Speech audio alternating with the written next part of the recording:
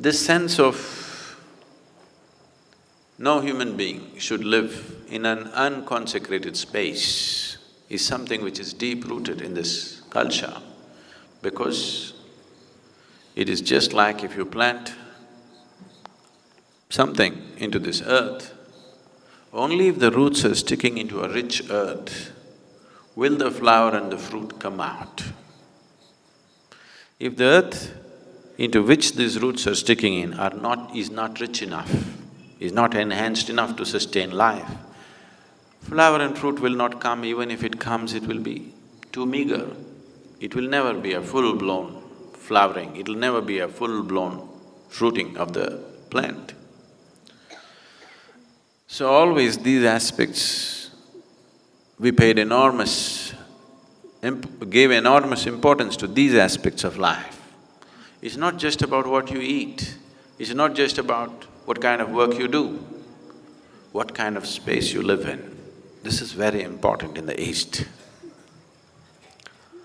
So, people always consecrated their homes in whichever way they know best, and only then moved in.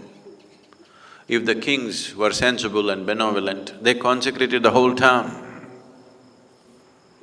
They created any number of places in the town so that the whole town is consecrated. He wants everybody to live in consecrated spaces.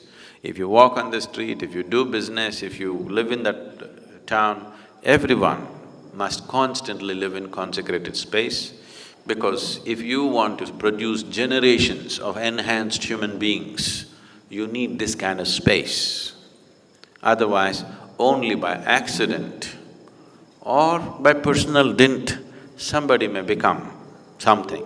You won't produce a generation of beautiful people. This culture produced a galaxy of knowledge, a galaxy of enlightened beings. Every generation produced this simply because they took care of any number of aspects like this.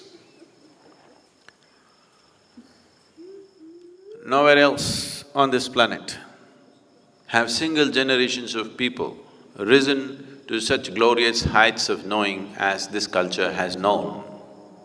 But all that got fractured in the last few hundred years. In the last 800 to 900 years, this got badly fractured because of invasions and displacement of people and so many things. You can produce